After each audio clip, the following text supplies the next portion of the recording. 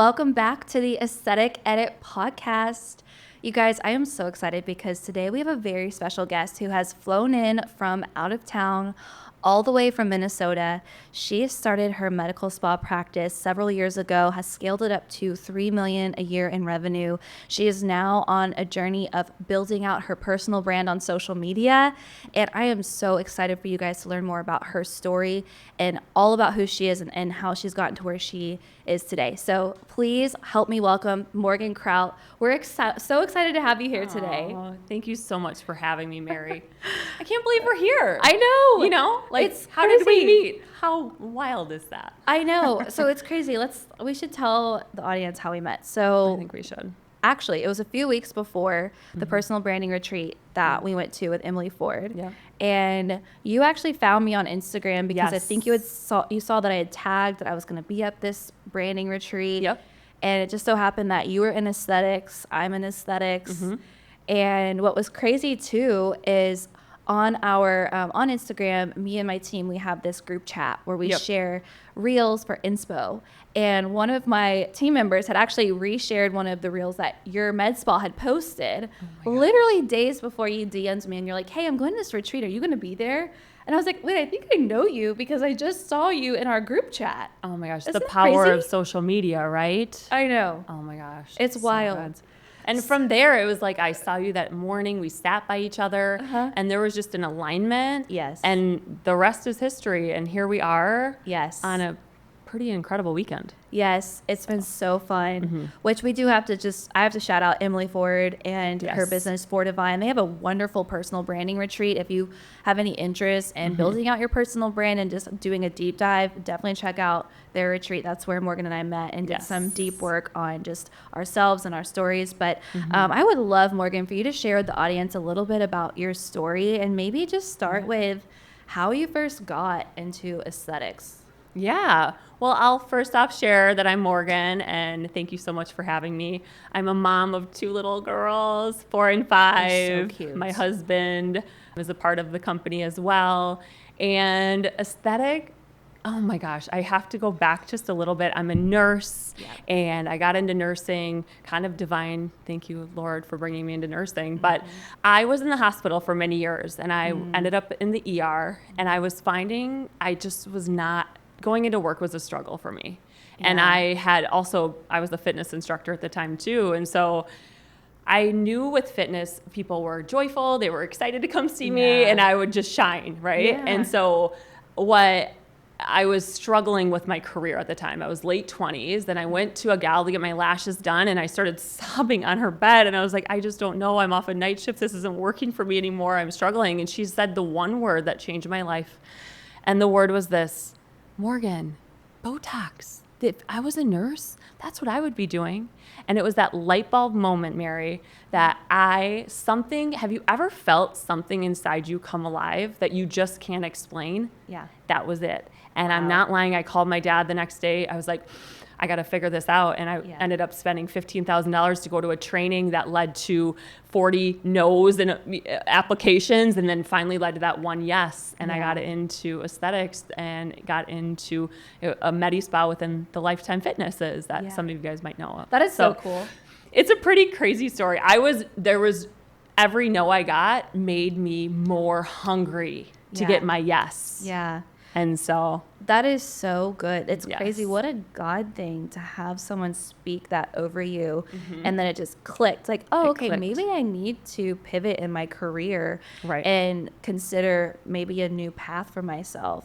So Yeah. how did you go from ER nurse, and then you said you moved into doing injectables at Lifetime Fitness? Yep. Shout out. We love Lifetime. Yes, I am so grateful for them. And then that journey from being a solo injector, a provider, to owning your own med spa that now is very successful. Can you share Yes. how you went, what that journey looked like? Yeah, so my journey started as I was an injector within Lifetime Fitness. And the one thing about that journey was I walked into an empty book. I call it white space, right?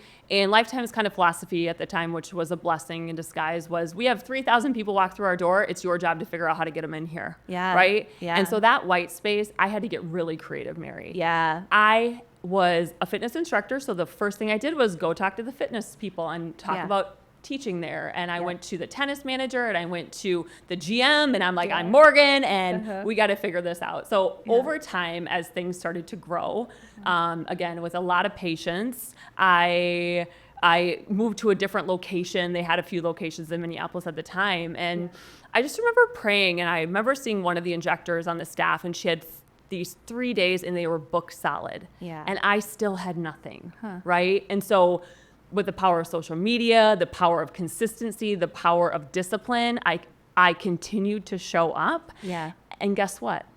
When all those three things come together, discipline, consistency, passion, things started to grow, right? And clients started referring, my fitness ladies started asking me what I was doing. And I was like, I work in the Medi Spa, like come see me. Yeah. And it just the domino effect started. And so as that grew, I kind of started my own company on the side. So I started a personal brand in a way when I was still in, with Lifetime, and they loved it because it brought people in the door, right? And so with that said, as my schedule started to grow, I took a massive leap of faith, and MK Aesthetics, it was kind of like we were building a house, we were building it out. I was still at Lifetime, and there's a long story to this, but I'll jump to it. We opened our doors about 3.5 years ago. Okay. And from there, that journey of going from just me working to build my schedule and my books to grow that quickly transformed into a team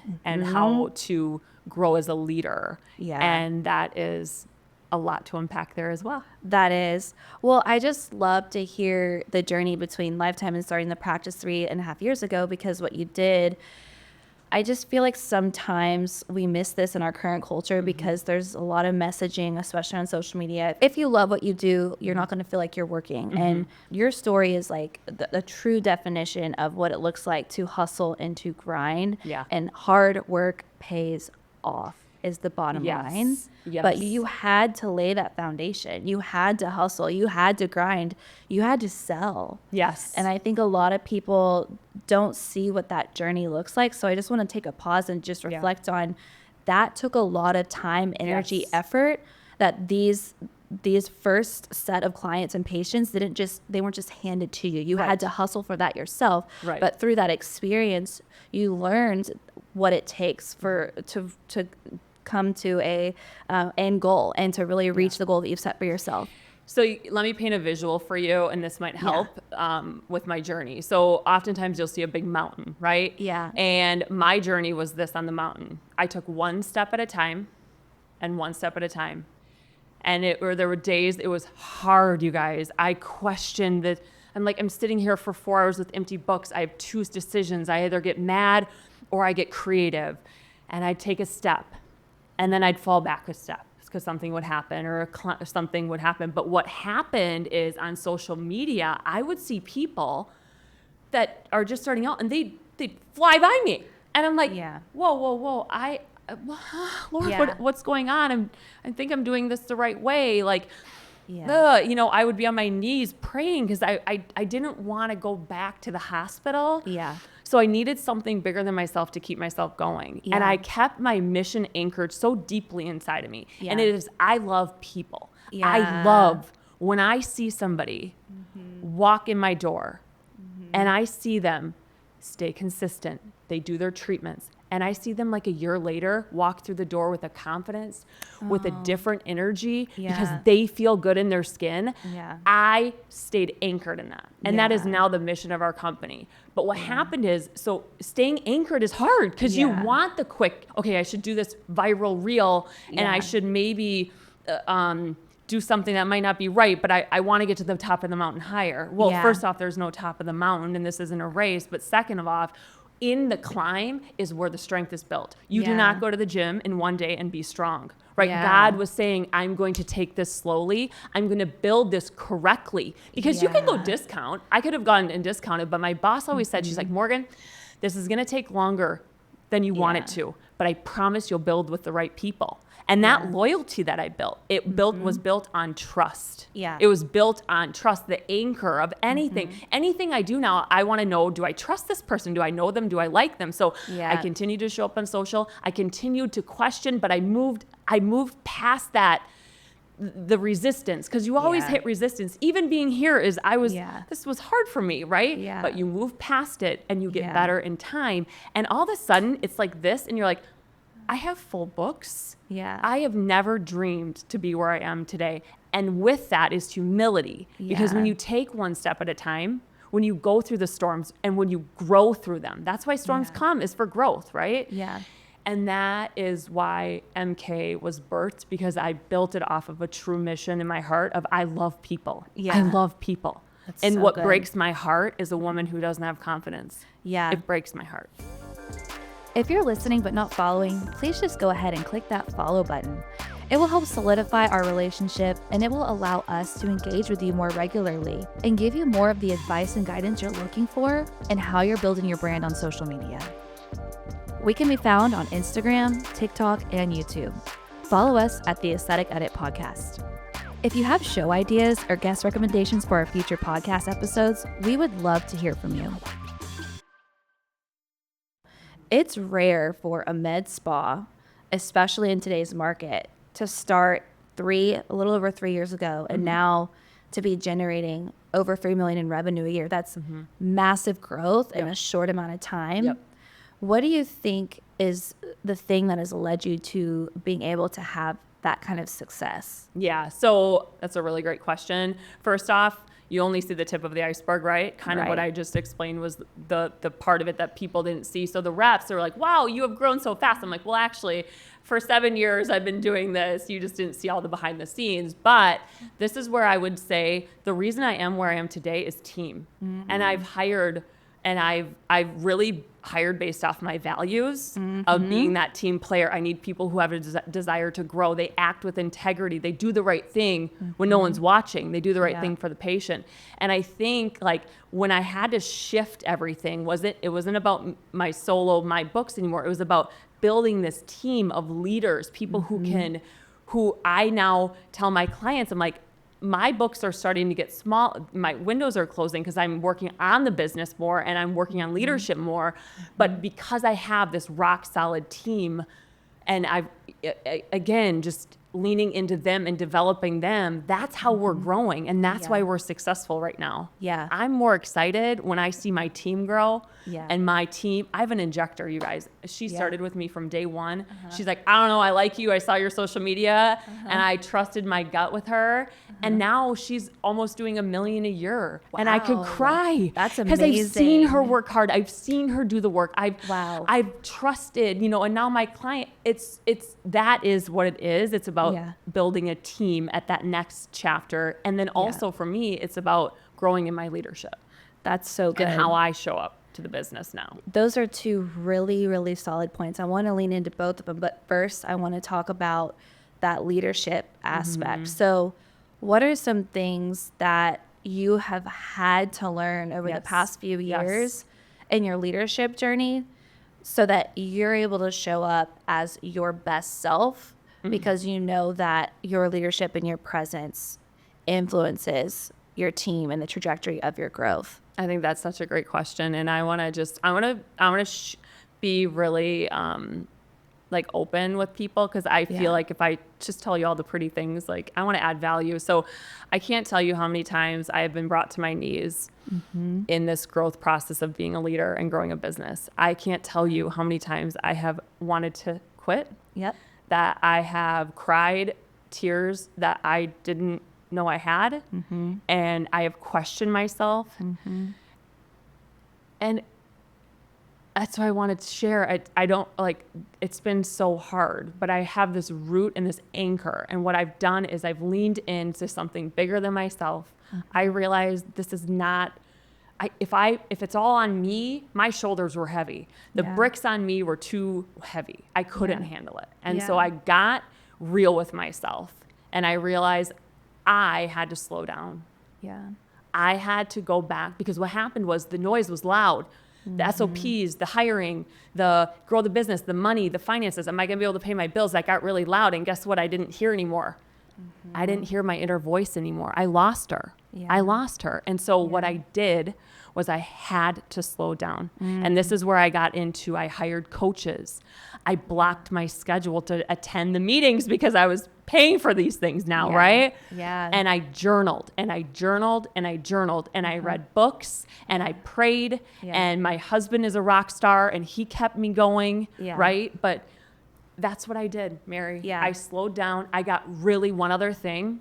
I got really clear with my mission, my vision, and my values. Yeah. Because so often I was just in New York City, busy, everything's honking at me, and this person showed up late today, and this client canceled, and this client's, and I was like, I don't even know. Let me just go to the top of the Empire State Building and look down and have a different perspective, right? Yeah. But when you anchor in mission, vision, values, every decision is easy. Yeah. Right? It really helped me with that.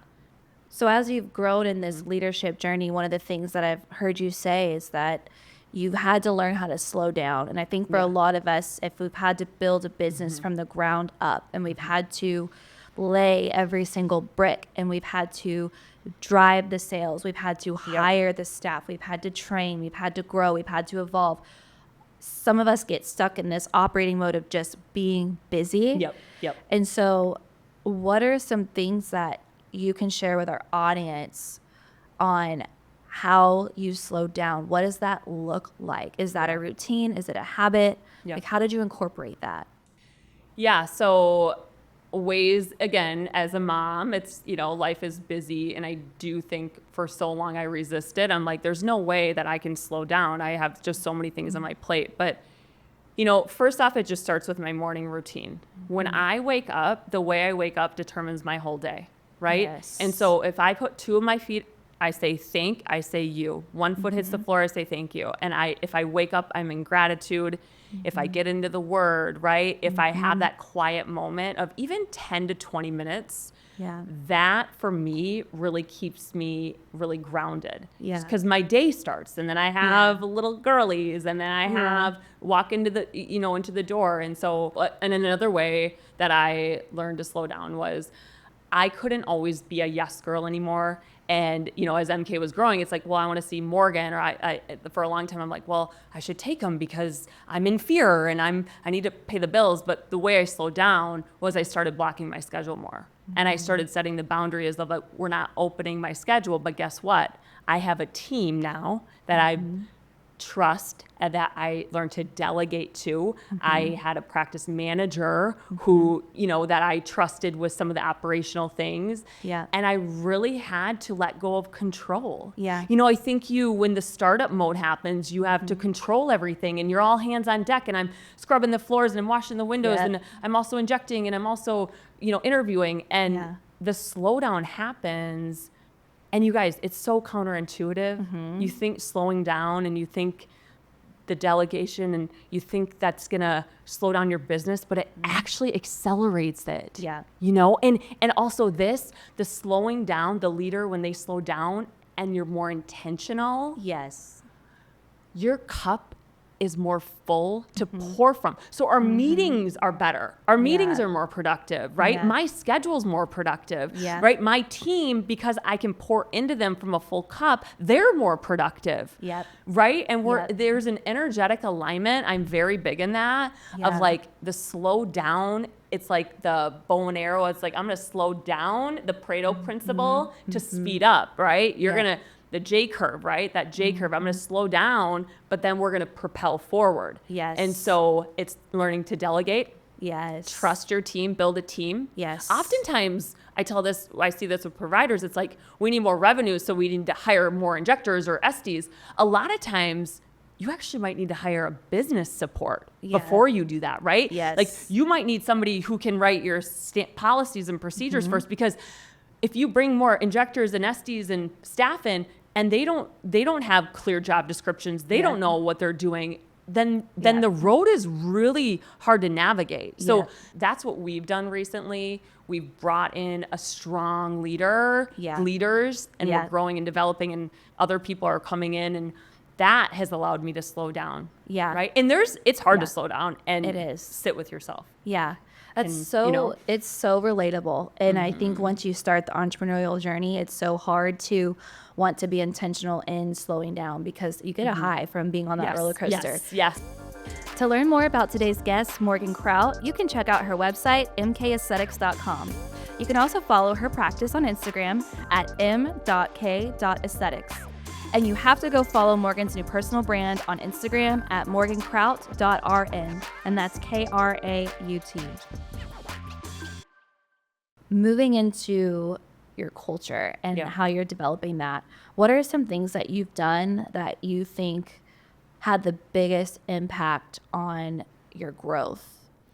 Yeah, I think that one of the things we actually recently did, we did a team summit. So we did a full day off-site. And the cool part about the summit was the morning was all about inner work and energetic work, right? So again, you can't pour from an empty cup and you always have to go in to then pour out. And so we did a team summit. It was a beautiful way to integrate, self-care. And then we did personality tests. Oh my gosh. You guys, that is pivotal. Because if you're working, you have a blue and I'm an orange. Well, I'm very energetic and you're very task oriented. Yes. It really helps the team understand how we can better work together. Yes. So that was really helpful at the summit. And then another thing we did was a training. So we just launched our MK consultation way, full facial assessments. Yeah. And that was a really good way to do a training. So all in that day, what I see is like, the team connects more. Yeah. They connect more personally. They get to know one another. Yeah. Because when you get to know somebody, and like you get to understand them more, it just naturally can create more of that team community. But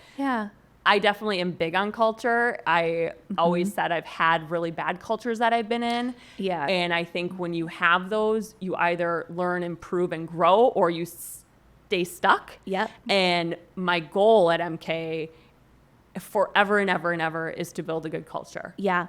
And other things we do our team outings, whether we lean on our reps to go to Top Golf or whether I open my home for the Christmas event, things like that to bring people together and bring the husbands in sometimes. And, if you have kids or not. So that's been really good. We do team morning huddles at times to bring people together to keep the culture.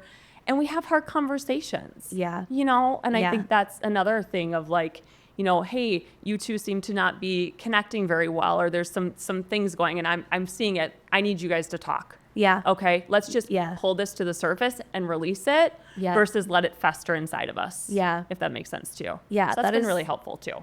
Yes, that is so good. And I think that's what, when you're talking about, again, going from that $1 to $3 million practice, you're stepping back from providing a service and being a provider. And now you are pouring into other providers, you're pouring into your team. And so shifting your mindset from producing revenue to producing employees and team members that are going to grow the business, and just really getting locked in on how you're developing your culture is one of your secrets to success and how you've been able to scale so quickly because you saw the value in that. Right. Yeah. And I think as I've gotten into this role in leadership, I'm learning every day, right? And I actually really love it, and that's what makes me want to lean in more. But it's like, where there is no vision, the people will perish. I think that's like, I think I said that correctly, but it's like, if you don't cast a vision and you don't have, you need a pilot. You need somebody directing the ship, and if otherwise it's chaos. Yeah. And I've recognized that, and I've made all the mistakes along the way. Yeah. And you know what I mean? Like, but remember, this is something I lean on. It's like keeping your successes and your failures close to one another. Yeah. Because what happens is you have success, you need to stay humble, because if you keep your failures close, they keep you humble. That success does. But when you have failures, you need to be resilient, and then the successes remind you to get back up again, right? And so in leadership, because I've fallen and because I wasn't casting a vision for a while, I now know the importance of casting a vision and being that visionary for the company. Yeah. But it's showing up very differently than what I had to show up as a provider. Yeah. If that makes sense to you. That is so good. That's so good. And it's so important to have that sort of mindset and perspective as you're growing a business, because like you just said, it takes a lot of resilience. It takes a lot of humility. It takes a lot of looking in the mirror and being honest with yourself as the business is only going to grow as much as I'm able to grow. it is a self-reflection of like Yeah. being an entrepreneur or business owner cracks you right open into your inner world. Yeah. And I could not believe that more. Yeah. Okay, so I have one more question when it comes to the business side of things, and then we're gonna pivot here a little bit. But I want to know what one of the hardest lessons you've learned growing this business, and how you've been able to take that lesson into this next season, into this next version of MK Aesthetics. Yeah, that's a really good question. I think it has to do with like one of my biggest failures. I think I was just showing up honestly just so depleted for so long. And I was, you get into these cycles and these tornadoes of like, I don't feel like I was leading my team very well. And I wasn't leading myself, and I was running on empty for a while. And I don't know if that's a failure, but I'm thankful that God kept those teammates on my team.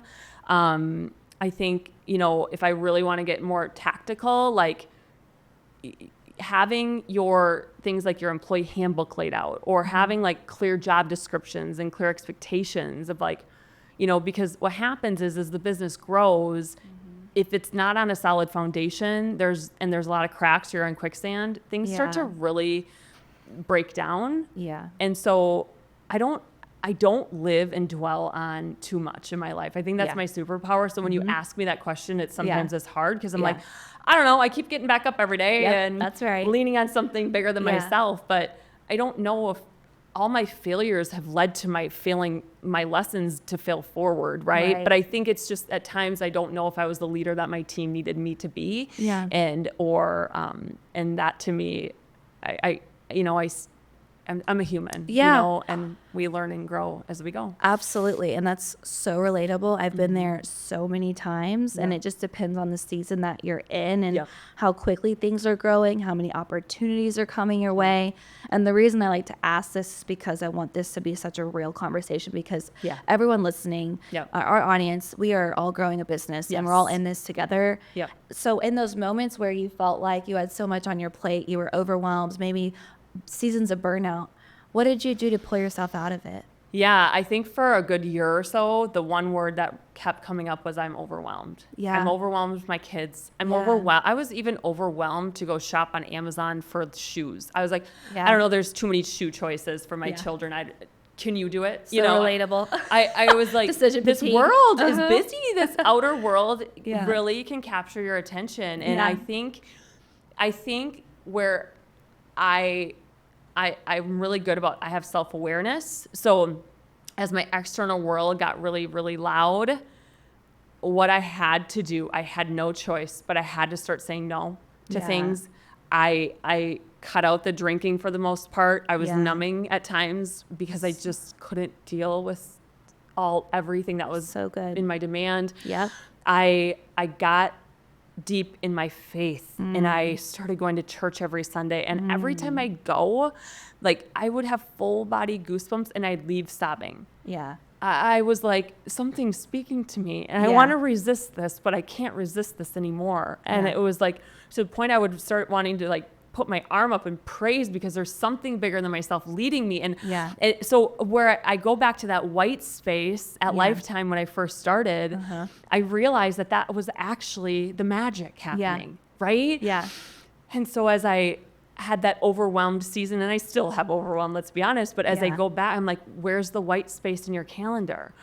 Look at your calendar. Do you have any, or did you say yes to a Friday night, a Saturday night, and a Sunday lunch and barbecue with the friends, and then go right back into Monday to overwhelm? Like, if you don't have the white space, Morgs, you got to get honest. I look at myself in the mirror and I talk a lot. I'm like, Morgs, you got to get honest with yourself. Look deep in your eyes. And are you waking up? Are you getting out of bed? Are you too, are we eating healthy? Have you gone to the gym lately? And those basic things, you got to keep going back to the basics.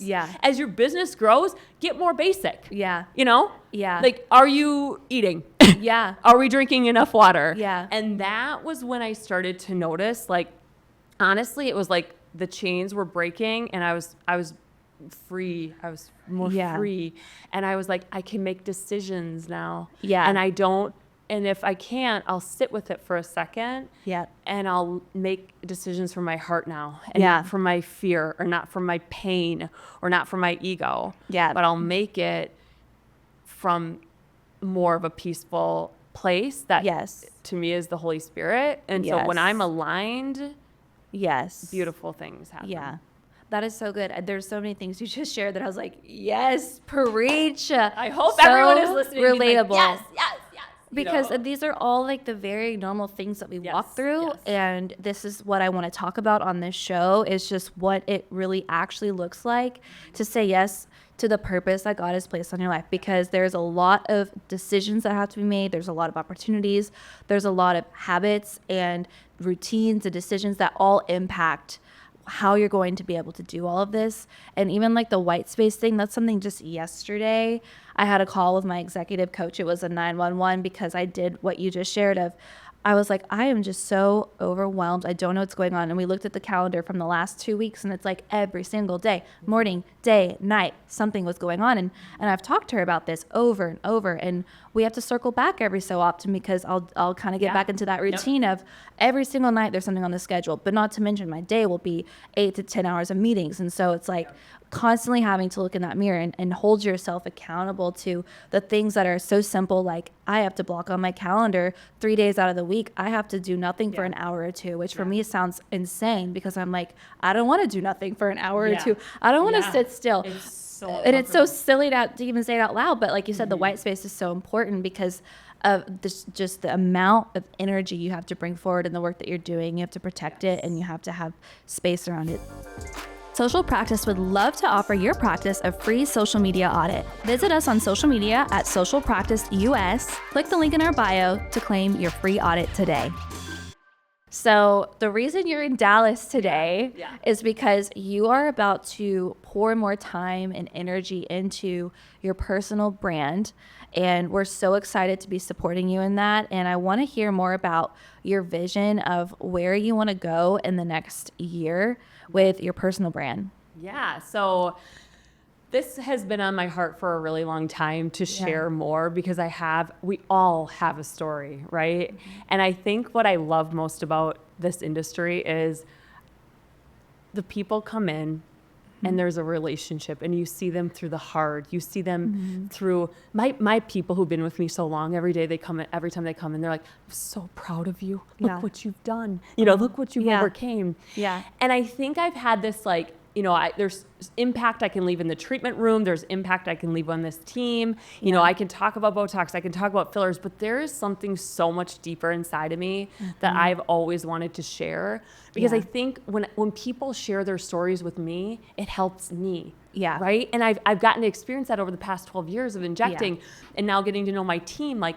I don't want to know all the beautiful things. I want to know the hard and how you overcame it. Yeah. Right. And so this personal brand it's this beautiful like art piece that's like, that's lived in me. Yeah. And that I want to share because I want to help people. Yeah. Right. I want to help that girl who might be struggling with her business and might want to hang it up. And I want to tell her that like, you can do this. Right. Yeah. I want to help that, mom who's an entrepreneur who's like, am I doing the right thing for my kids? Like, I'm so, I'm busy, I'm gone a lot, right? Yeah. Yes, I want to help you. I want to leave that impact. And again, MK is on the move. We are doing incredible things. And I just want to continue to, I always say, as the tide rises, we all rise, right? My whole team, I was like, if I share my story and I help and impact others, that's only going to amplify the move that our mission that we're on at MK. And so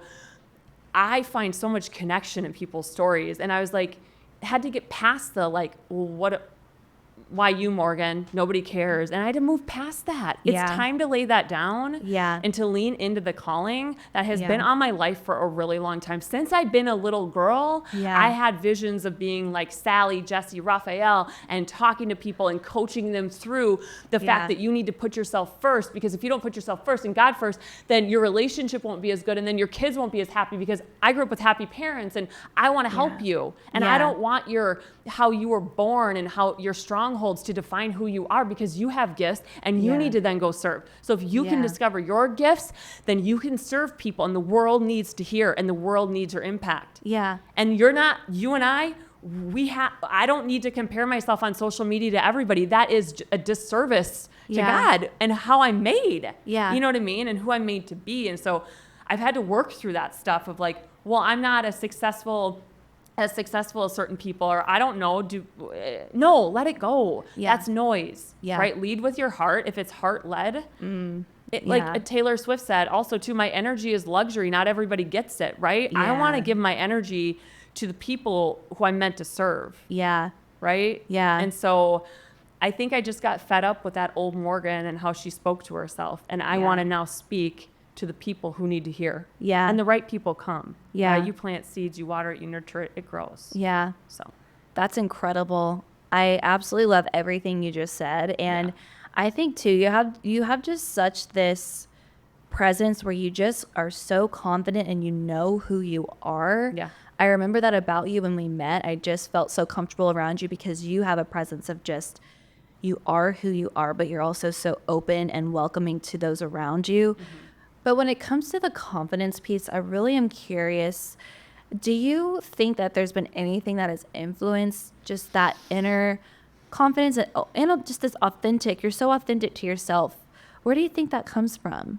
You know, I grew up with a mom who was very hardworking, and Yeah. I feel like she had a lot of confidence, but it came from getting to know myself, Mary. Yeah. And no relationships that's great Yeah. comes easy. Nothing good in Yeah. life comes easy. It all takes Yeah. work. And so as I got to know who I was, and I got to befriend her. Yeah. It's like we live with ourselves each and every day. I want to be friends with you. I want to be Yeah. friends with this tornado. When I was 27, I went to a seminar and they looked me straight in the eye and they're like, "You're a tornado inside of your head." Like, and I'm like, "I know, because I am lost." And so Yeah. I developed, I had a younger confidence. I was like an Yeah. all-state volleyball player and things came pretty easy. And Yeah. I was people. Uh-huh. And that got really dimmed. And there was a shadow that came over me in my 20s. Yeah. And when you have it, my 8-year-old self, she had it. And Yeah. the world was her oyster. She was going to the Olympics to be in a rollerblading championship in her driveway. Like I love anything it. was possible. So I think in my 20s that got dim and dark. Yeah. There was a dark cloth that was over me, and there was something fighting to get out. Yeah. And I was like, I got to get this out of me, and I don't know what it is. It's something. And I did a lot of work on myself. And I always say pain, a lot of people hold their pain, but Yeah. the pain, it needs to be released. Yeah. Right. And so with the work, I got into personal development. I read books like The Untethered Soul, How to Win Friends and Influence People, just all of these books. And Yeah. I slowly started to realize, like, being confident isn't an ego thing. It's God's work. It's who God wants you to be. Yeah. You're not broken. You're not defective. Yeah. I am a child of the Most High God, and I need to share my gifts. When you Yeah. find your gifts, give them away. So my confidence has come in time, Yeah. through experience, through Yeah. failures, Yeah. but through the resilience to keep getting back up Yeah. and showing myself that still small voice is the truth. Yeah. And sometimes those loud voices, Yeah. I call them the clouds. Uh-huh. I'm going to watch you. I'm going to let you pass. See ya. Uh-huh. Where's the truth, right? And Yeah. that comes building that self-awareness. So Yeah. I feel like my confidence, I want to exude it so I can inspire others to have it too. I can Yeah. inspire my team to have it. Yes. I can inspire my girls. I can inspire, Yes. I don't know, my neighborhood. I love my people, you Yeah. know? Yeah. And why not? Yeah. Well, you're leading by example. And that's I know one of the bigger intentions behind your personal brand is being like, look, this is me showing you what it looks like to say yes, to have confidence in yourself, to believe in yourself, Yeah. to trust in God, and to just say this is how it's going to play out. And it's Yeah. showing the good, the bad, the ugly, the Yeah. whole process, the journey. So with that said, what is your biggest fear when it comes to building out your personal brand and showing more of who you are? I think what comes to my mind right away is and I know it's not true, but your biggest fear is what people will think. Yeah. What will people think of me? Yeah. You know, what do they think I'm like going off on my own and doing this? Like, what will my team think? Or what will, what if will I say the right thing? Or like, what will they think of me? Like, people might have known me when I was in high school or in my 20s, or that old version of Morgan isn't even as a new leader. And so if I step into my real truth, like, I think that is the fear. And then for me too, it's the time, of like, I want to make sure I show up. Do I have time to say yes to this call? Yeah. Being that, busy mom. But I know that this is the right time. Yeah. And that when the student is ready, the teacher will come. Mary, you are my teacher. Yeah. And you're the person who has pushed me. No great coach in this world has ever just been like, you're great. You're good. They've pushed their people. They've pushed them past their limits. Yeah. Right? Yep. And this is me pushing past my limits because I wanted to go back to my comfort zone. Yep. Even planning the outfits and planning the colors. I'm like, whoa, comfort zone. Yeah. No, calling over comfort. Right? And so if you're here today, I would say if there's something that you've been wanting to do, it's going to be outside of your comfort zone, right? But again, people will show up. If the path will align. Mary came into my life, and I went home and I told my husband, I met this woman and she is incredible.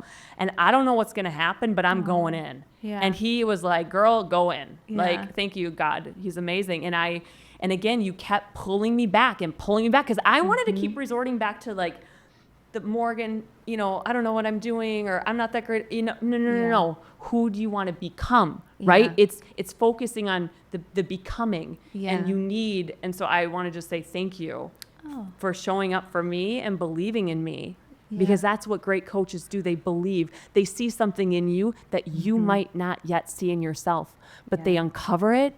And when that light shines through, man, it is, I could cry. I got full body goosebumps. It is beautiful. Yeah. So let your light shine and let yourself be a success, Yeah. That was so kind. Thank you so much. But also, like I said, the moment that I met you, I knew that you were born for excellence. You were born to do a lot in this life. You have a very expansive energy, and you have been just so amazing to work with, because I would have never known that you felt any sort of resistance, because you are so good at saying yes and saying, you know what, I'm just going to go for it. Yeah. Even if I don't have all the answers, I'm going to jump out of the plane and build the parachute on the way down. And I think that takes a lot of belief in yourself, and it takes a lot of trust in God, because at the end of the day, we don't have control, right? But you know that there's been a conviction placed on your heart that you need to keep going. And part of your journey here is you've kept going with building your practice, but now it's time to take it a notch up, a step further, and start telling people who you are and how you did it. So with the personal brand, what do you want your audience to know? I want them to know that, what they're going through, they can grow through. I think I want them to know that they are powerful and that they're limitless in anything that they have planted in their heart and their soul, and that we have to continue to give ourselves so much grace, in life. Yeah. And I want them to know that they're like fearfully and wonderfully made, and that like they're perfect the way they are. And it also to know that like, calling over comfort, like we got impact to leave. And so I want to take you with me, and I want to pull you up. And so with my personal brand, I also want to show you that like the heart behind the brand, the struggles that I face, right? Yeah. And that it's real. Yeah. But then also maybe give them tools on how they can overcome that as well. Yeah. And like I said, I think Instagram got all pretty and everything was pretty, and then we compared ourselves to that. But like, as I got to know people who I thought everything was pretty, it wasn't pretty. And I was like, oh, so you're telling me you're not perfect? And I'm like, so I want to tell you I'm not perfect. Yeah. But I am still incredibly powerful and limitless, and I can work past those, and I can take that next step of the mountain, and I can be blood, sweat, and tears, but I can get back up and I can keep going. So I want you to know that you can do that too. Absolutely. Right? Absolutely. So, it's so good. Yeah. And I'm so grateful that you're doing this. There's so many people, especially women, that need to see women like you building the things that you've built. The business, the brand, just everything that you're doing is so impactful. It's such a gift. I learned so much from you today, Morgan. I'm just so grateful that you're willing to authentically share your story. You're willing to show us the things that you've done to really push yourself to be the best leader you can be an incredible mom, but also show us that it is also hard and it requires a lot of pruning and it requires a lot of sacrifice. Yep. So Morgan, thank you so much for being here today. Yes, thank you for having me. You can find us on social media at the Aesthetic Edit Podcast. We are on all podcast platforms, so don't forget to hit subscribe. We would absolutely love it if you would take a moment to leave us a review. 5-star reviews help us shape future episodes on the podcast and offer the guidance you need in the aesthetic space. To follow Social Practice on social media, you can find us at Social Practice US on Instagram, Facebook, and TikTok.